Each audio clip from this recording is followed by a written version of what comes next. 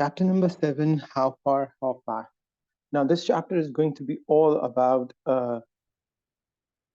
how fast or how slow the reactions can be. We usually tend to call it rate of reaction, and we're going to discuss how we can use some specific factors to either increase or decrease that rate of reaction to our own advantages. However, there we are going to lie a few basics before we actually get to the rate of reaction. Okay, so starting with, first of all, the chemical reactions are converted into two main types in terms of energy changes. Either a chemical reaction gives out energy in the form of heat or light, usually, or it is going to take in some energy. We're going to cater some examples before we jump to any conclusion about the type of chemical reaction. The first example we're going to go with is the reaction between methane and oxygen. Methane is the common gas that we uh, commonly use at home. We call it natural gas. This gas is usually used to cook food. This gas is sometimes used as a fuel for cars. This gas is sometimes also used to produce electricity in electrical generators. So the gas has multiple purposes, but the sole point of all these purposes is to work as a fuel. Now, in order to work as a fuel, it has to react with oxygen. The reaction is given over here. The formula for methane is CH4. When it reacts with oxygen, it produces carbon dioxide and water. Now, this clearly gives us the idea that one mole or one molecule of methane reacts with two molecules of oxygen. It gives us one molecule of carbon dioxide.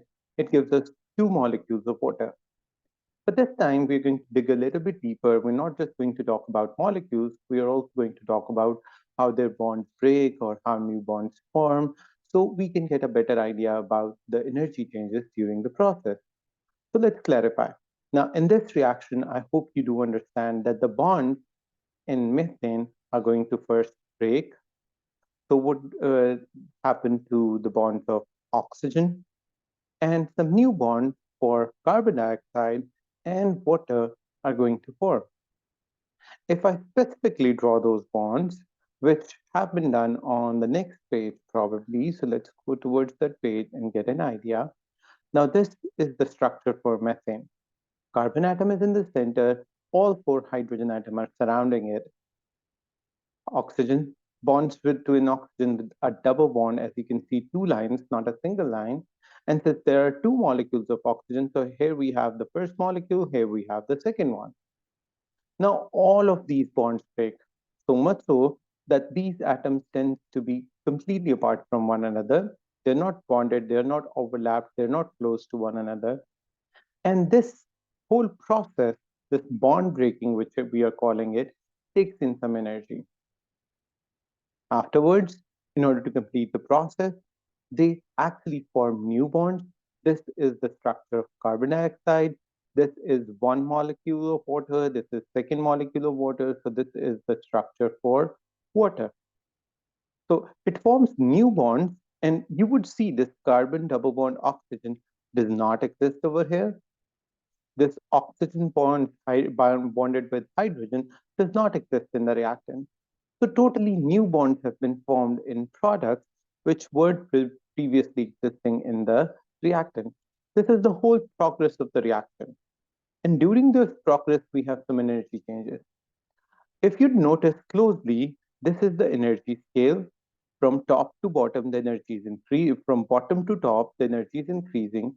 And you notice that the reactants are present at a higher energy and the products are present at a lower energy scale, which means some energy has been given out. So this is the kind of reaction that gives out energy. See, this picture shows us that we're burning the gas at an oven or a stove, possibly a cooker as well, on which we can actually use it to cook food. So what do we call it? We call it exothermic process or exothermic reaction. Now, this exothermic reaction can be easily defined as the reaction which gives out energy. That though that part of the reaction is not defined, but the process is defined over here. Now take a look, both the processes are defined over here. Breaking of chemical bonds take energy from the surroundings. This is the endothermic process. Now I would like to define the word endothermic means the process that occurs with absorbing energy. While the making of chemical bonds gives out energy, it's so what we call it an exothermic process, and exothermic process is a process that gives out energy, right? If you're talking about a stove, I hope you understand that that stove, when lit, is going to give you a lot of energy. So much so, if you take your hands closer to the stove, you can feel the warmth. This warmth is very beneficial when we have harsher winter weather, and we usually tend to burn gases. Sometimes we tend to burn other kinds of fuels. For example, coal is commonly used in harsher winters for barbecues and for bonfires. Even we sometimes tend to use wood or charcoal for the same purposes. So, in burning of those fuels, I hope you easily understand they give out a lot of heat energy. We consider them exothermic reactions. Sorry, my bad. I accidentally, yeah, that's fine. Okay, so we call these reactions as exothermic reactions. Now, let me clarify. This is an energy profile diagram, and we call it energy profile diagram for an exothermic reaction, a reaction that gives out a lot of heat energy. Though this reaction already has two steps, one that takes in energy on breaking, one that gives out energy on making. Now, the students do tend to ask me the question, where did it took the energy in and when did it started to give out energy? So I'm going to clarify this question with the example I've been discussing previously. Let's get back to the same example. Now, you know, the stove is not burning all the time.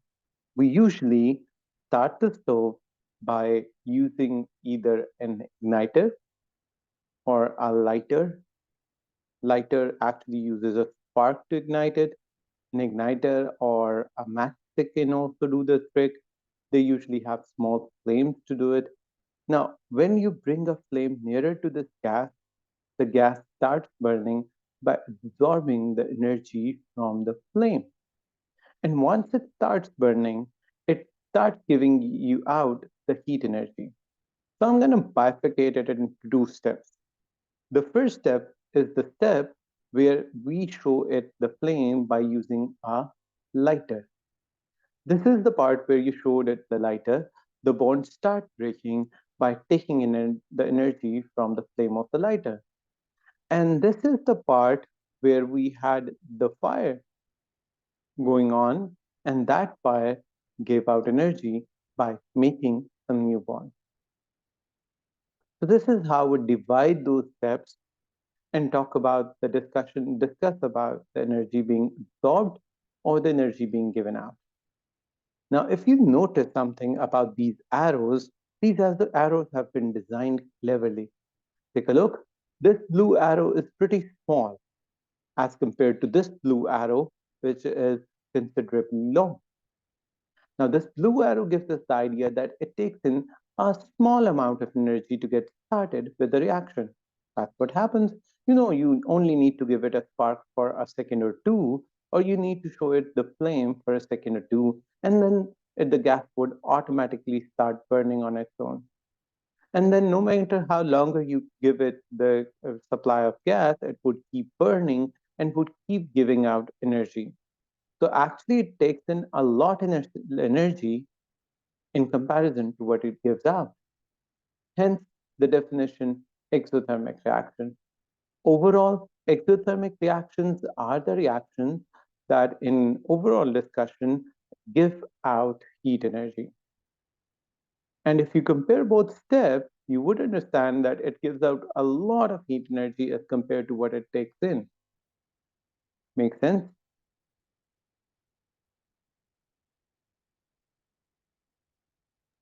Yes, sir. Great. So let's move on. So some bonds are stronger than others. They require more energy to break, but they give out more energy when they're formed. So if we talk about the combustion of fossil fuels, oil and gas, their reactions are exothermic because why? They're easy to ignite, they're easy to burn, they're capable of releasing large amounts of energy as heat, and this is what the energy profile diagram should look like. Now, these energy profile diagrams, this figure 7.5 that you can see in front of yourself, uh, this sometimes comes as a part of an MCQ question, paper 2. In paper 4, theory paper, you might have to answer some questions from a diagram like this, or you might have to draw one diagram for the examiner. Now, in order to draw a diagram like this, we give few hints to the students. So I'm going to give you a simple three-step formula to how to draw the diagram. Now, number one, reactants are always higher at energy, and that's how we write the reactants on this portion. The next portion, which is usually lower energy, as you notice, this is the product part. Number two, you're going to write the products at a lower level than the reactant. This gives us the idea, this gives examiner the idea that the reactants had more energy and they actually gave that energy out in the form of heat when burnt. So that's why the products have less energy. And in order to show that the heat was given out of the system to the surroundings, to the people standing nearby, that's why we usually love to uh, burn a whole set of wood at bonfire, because in harsher weather, that is going to keep us warm. That is a comfortable, cozy feeling. Along with that, we can turn that bonfire into a barbecue. We can actually cook meat on top of it and enjoy that in harsher winters. So what we do is that we use a downward arrow, and this is step number three. Always in this line, show a downward arrow to give the examiner idea about heat is given out. When heat is given out, it is shown with a downward arrow. So every scientist, researcher, or teacher on the planet does the same, uses a downward arrow to give any reader or the examiner the idea that heat has been given out. So keep these three simple steps in mind. You're always going to wind up this question up right with the correct answer. Progress of reaction is on x-axis, energy in kilojoules is on y-axis. These are simple units that we discussed. However, reactants are always supposed to be on top, higher energy level, product at bottom, lower energy level, a downward arrow to give the idea that heat is being given out. That's how you draw an energy profile diagram for any exothermic reaction, not just burning of methane, any exothermic reaction that you have been given with in the exam. Now, the examiner can come up any equation out of billions and trillions of equations in the world. He just only needs to tell you one small piece of fact that it's an exothermic equation. You need to draw it in the same way as written. I hope you get the point, right? Okay, great. So I hope you find it as easy as it seems to be with three-step formula. Now let's see. Yeah, I without reading the example, I move on to the next one. Okay, so sometimes we commonly use pocket hand warmers in colder regions of the world. Sometimes we use heating bags, sometimes cooling bags. Different parts of the world, different kinds of bags are used. Now, the next example would be the reaction between nitrogen and oxygen. Nitrogen and oxygen are both gases present in the atmosphere. They usually tend not to react with one another until unless there are some favorable conditions. Now, this is an example of endothermic reactions, the opposite kind of what we have been studying. And they are far less common than the exothermic ones in nature. Why? Because they absorb energy from the surroundings. Let's move with our example further to explain how that happens. Now, nitrogen and oxygen tend to react to form nitrogen monoxide, and this usually happens when the fuel is burned in car engines. Now, why? Because car engines have a higher temperature, And also, car engines have a higher pressure. Now, under that high pressure and high temperature, these two gases, which normally do not react, start reacting and forming nitrogen monoxide.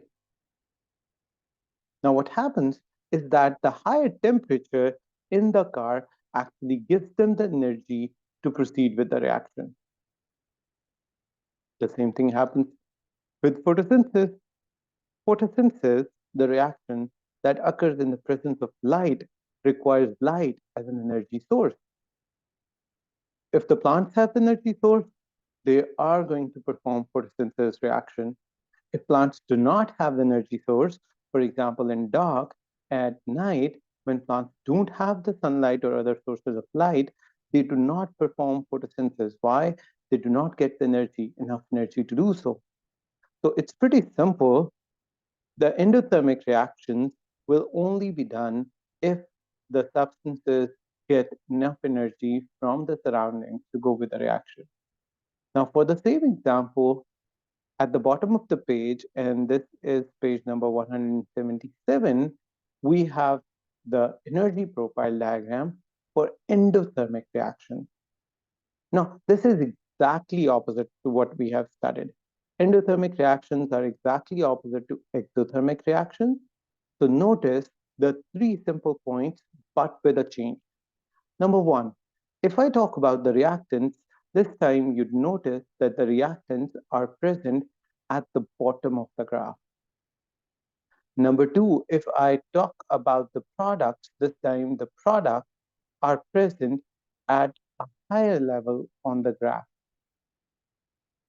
And opposingly, as to the exothermic energy profile diagram for endothermic has an arrow faced upwards, which clearly explains the meaning that heat has been taken in from the surrounding in order for the reaction to occur, to complete, for the reactants to be converted into products.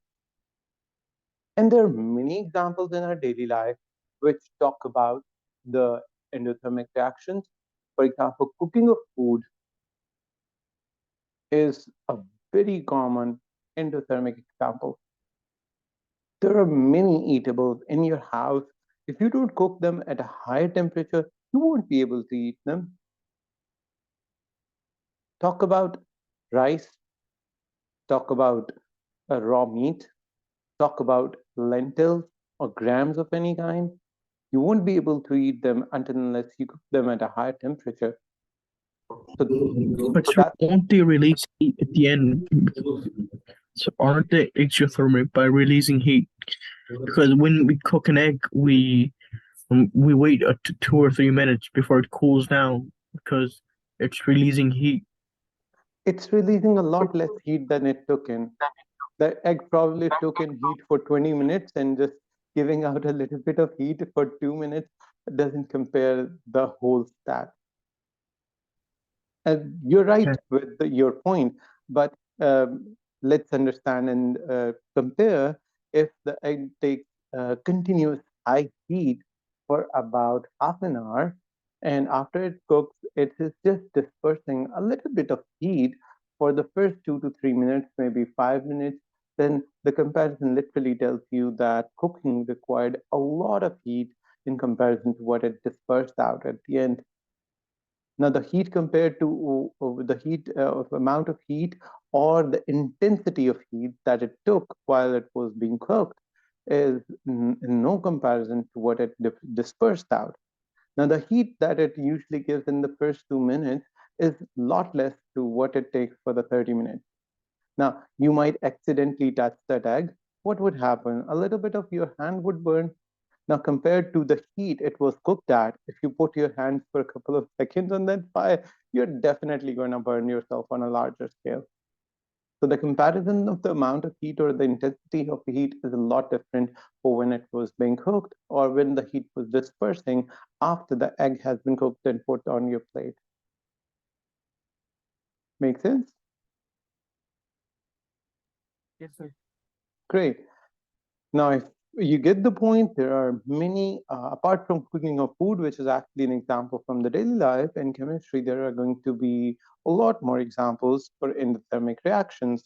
Now, energy is taken in from the surroundings for endothermic reactions. And when I keep using the words like system and surroundings, then anything we're working on is the system, and everything around it is surroundings.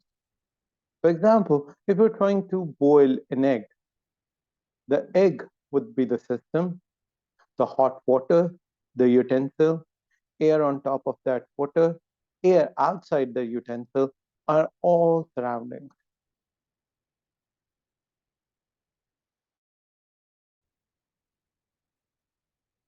So I was telling you that if we talk about system and surroundings, the words I've been continuously using, I was stating that system is anything that we are working upon. For example, if we're boiling an egg, the egg would be the system, and anything around it would be the surroundings.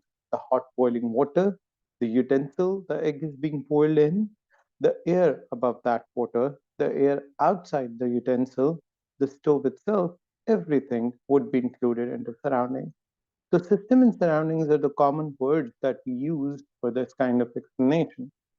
So let's move on ahead. Heat of reaction. Now, since you've already given us a point, now for every reaction, we can always calculate the heat of reaction. How do we calculate it? Every reaction itself is a part of two steps. First, the bonds break, and then the new bonds form. They move on from reactants for a conversion into products in a chemical reaction. The energy change for this reaction would be considered as heat of reaction. Now, we symbolize it by using delta H sign. This triangle is considered as delta. Delta means change. Since we're talking about energy, the common unit that we use is kilojoule. I hope you already know from physics, 1 kilojoule is equal to 1000 joules. So the common units, moving on. So per mole of a specific reactant or a product in kilojoules per mole, we calculate the heat of reaction. Now the starting point for this calculation would be the reaction mixture. If a reaction gives out heat to the surrounding, the mixture has lost energy. It's an exothermic reaction. In order to remember it well, we usually tend to tell our students exothermic and heat exits. It's a good way to remember the excess. In this case, the value of delta H will come out to be negative. And that would automatically happen. You don't need to necessarily push a negative sign to it to show this value to be negative. Your calculation will wind up in such a way that the answer would come out to be negative. Vice versa, for an endothermic reaction, heat enters the reaction mixture or the system. This ends are the way we ask the students, you can memorize this. An endothermic reaction usually ends up with a positive value of delta H. Both things are mentioned in this important pink portion. Keep this pink portion as a part of your memory. Memorizing it is a very good way. For example, if I talk about the similar reaction that I started off with my first example for this chapter, reaction of methane with oxygen as methane as a fuel, actually has a delta H value of negative 7 to 8 kilojoule per mole. Now, the 728 kilojoules, which means it's 728,000 kilojoules per mole of just methane, which is hardly 16 grams of methane, is a huge energy value. That's why the gas is considered as an important fuel because so less of its amount gives us so high amount of heat energy. That's why we actually prefer this gas for cooking or for fuel usage purposes or for a production of electricity. Now, they're giving you a simple practical over here, an activity to go for exothermic and endothermic reactions. You can take different kinds of salts, you can mix them into water, put up a thermometer. Different salts are going to give you a different result when they are mixed in water. Some salts show exothermic solutions, which means heat would be given out, temperature would increase on the thermometer, While there are some salts which give us endothermic reactions, obviously the temperature is going to go down on this thermometer. While there are some salts, the change is so less that the change can simply be neglected and there won't be any big differences on the thermometer. Well, this experiment can always be tried. Our next topic is very much related to the intermediate steps of calculation of bond energy and this making and breaking of bonds. We're going to go with the same example, but this time we're going to take help from literal bond energy values. Now, the stable 7.1 is something that we ask our students not to memorize. You do not need to memorize this table. Remember, if you need any bond energy's value, the specific bond and its energy value would be given as a part of question in your paper. For example, the hydrogen-hydrogen single bond can be broken down or when formed gives away the same bond energy. Now, when I say this, I hope you understand that the bond energy is the specific value for per mole of bonds in kilojoules, which actually works both ways. Remember, when this bond forms, this much amount of energy is given out. And if we provide the same energy to this bond, the bond would break. It's a cyclic process. That's the best part about it. So the bond forms, it gives out energy, you give the same amount of energy back to the bond breaks. So the cycle keeps going on. And actually, you keep shifting energy from the system to the surrounding or vice versa. Do you get the point? Yes, sir. Great. So different bonds and different energies have been quoted. Now we're going to take help from these values of energy and we're going to put them in this equation to calculate whether that negative 728 value was correct or not. Let's go with this exercise. Now I hope you understand that this is CH4 and then there are two oxygen molecules. It gives us one molecule of carbon dioxide, but it gives us two molecules of water. So this whole left side involves bond breaking of reactant, and this needs energy. This whole right side involves bond formation. It actually are the product, and this gives out heat energy. Now the heat of reaction is usually calculated by this formula, energy difference, energy needed to break bonds minus the energy given out when new bonds form. Let's calculate those energy values. Now, as you know, the structure for methane looks something like this,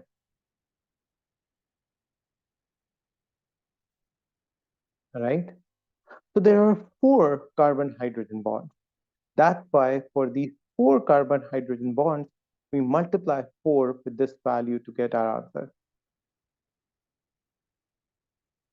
Do you comprehend this? Yes, sir. Great. Now, in case of oxygen, this oxygen molecule had the structure of oxygen-oxygen double bond. There is only one double bond in oxygen's molecule, but since there are two molecules, so of course there would be two double bonds. So we take these two oxygen-oxygen bonds, we multiply the value of 2 with oxygen bonds. You have the table in front of you if you have the hard copy of the book.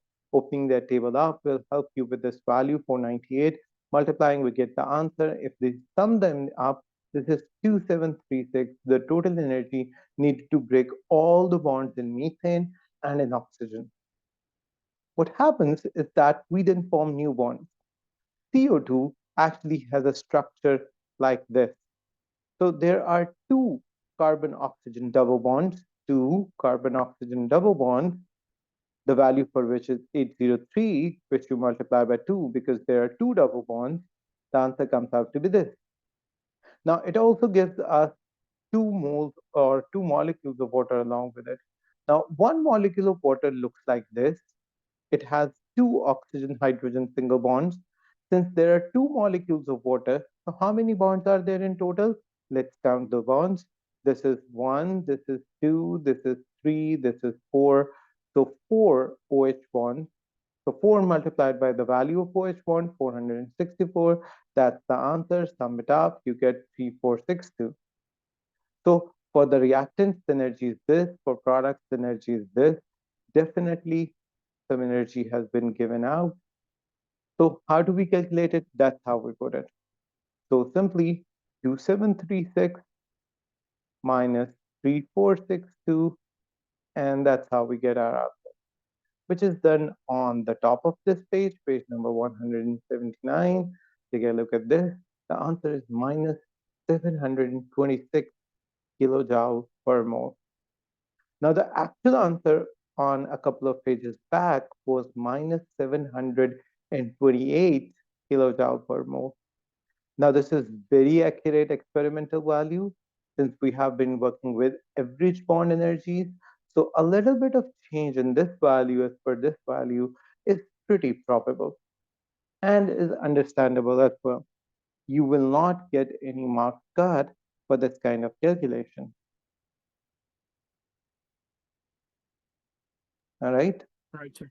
Yes, sir. Your answers cannot be exact because you are using average bond energy values, but your answers can be close to the actual value. A little bit less, or maybe a little bit more, something around it. Okay. Now, since you have the table, what I want you to do is to go ahead and solve another question like this. I'm going to give you an equation. Okay. So when we take hydrogen gas and when we react it at a high temperature with oxygen gas, we are capable of forming water. Now, since the delta H in this one is negative, it shows this reaction was exothermic. This reaction gave out heat when this proceeded.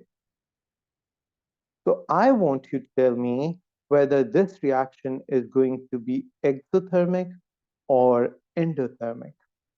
Means will the answer to this whole reaction would be positive or negative? Positive means endothermic and negative means exothermic. Now, the structure of two hydrogen molecules would be something like this. Now, the value is already given in the table.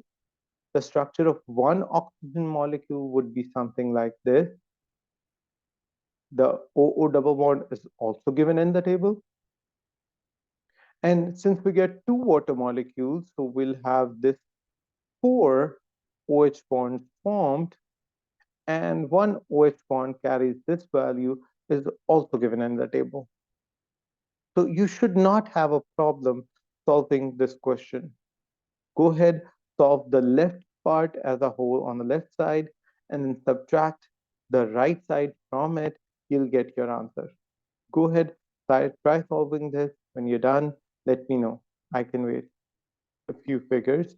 So when you calculated this whole left-hand side, what it turned out to be? I mean, you must have multiplied 2 with 436, and then you must have added 498 to this side, right? And onto the other side, you must have multiplied 4 into 464. So you should have calculated this side as a whole over here and this as a whole over here, right? Sir, I kind of did a weird thing. Sir, I separated the H2O into 436 multiplied by 2 plus 498 multiplied by 2. That's okay. I made that mistake there. That's why you have somewhat of a bigger answer. I think you're getting an answer like 2 or 4 times to what you should actually get.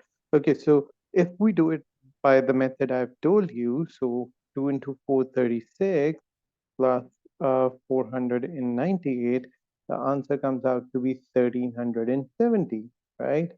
And on the other side, if we multiply 464 by 4, the answer comes out to be 1856. Now, if we subtract these two values, 1370 minus 1856, the answer is negative 486. Weren't you right? They're 496. No, I mean, sorry, 498. Yeah, that's a very little difference too compared to what I am getting over here. Hmm. So, sir, I got The kind of things, right? confused in the H2O part. I thought that since it's two, I have to slice them up or something No, and then actually, do it. you don't go with these numbers, but and instead you go with the number of bonds they have. What I've been calculating all along is that I've been calculating this one bond, two bond. This is a thing. This is just one double bond. This is one, two, three, four OH bonds. That's how we work with it. So four multiplied by OH, two multiplied by HH, and one multiplied by O double bond O. That's what I've done over here. That's how I came with these values.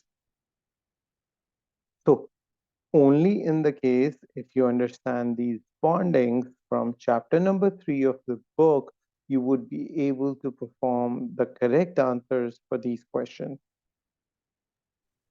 All right, Yes, sir. great. So I hope you get the idea about it.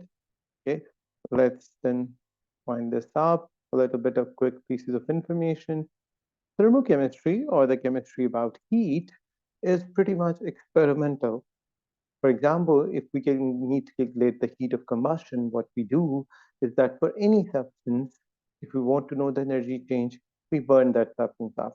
For example, a liquid fuel such as ethanol, drinkable alcohol, can also be burnt and can be used as a fuel. So what do? We use a metal calorimeter. How do we do it? We actually use a spirit lamp. We fill it up with the substance that we want to burn. For example, in this case, ethanol. We put up a wick. We start burning it up by first setting up the whole apparatus. There is a stand. There is a beaker containing water. There is a thermometer on top of it. Then we have these draught shields, so we don't let the heat dissipate out of it. Instead, the heat should all be completely used, or as much as we can, to heat this water up so that we can note the temperature change on the thermometer. From that temperature change, we can always calculate the amount of heat a substance produces. More heat a fuel produces, better the fuel is considered to be at exothermic reactions. But that's not the only factor we go with. Sometimes, is the fuel easy to burn or not is also a great factor discussed whenever we are about to burn a fuel. Now, for heat of neutralization, I hope from chapter number 5 you remember the word neutralization means an acid reacting with an alkali to produce salt and water. We usually use these polystyrene cups, which are very good heat insulators for these reactions. What we do is that we take a polystyrene cup and we mix up both the solutions for neutralization reaction. An initial temperature is measured, the mixture is stirred with thermometer, the final temperature is recorded, the highest temperature, and from that temperature difference, we can always calculate the heat of neutralization. For a combination of a strong acid with a strong alkali, and you need to memorize this value, the maximum amount of heat we can produce is 57 kilojoules for 1 mole of water produced for a neutralization reaction. So that is negative 57 kilojoule per mole for a strong acid and a strong alkali. Make sure you remember this value, but we can perform or change this method for a base against an acid, maybe a carbonate against an acid, maybe displacement reactions between metals and salts of less reactive metals. We can always use this. This is as much as we study experimental thermochemistry, would not study it in much detail. So we stick to these few pieces of information, and that's about it what we need to do for today. Any questions?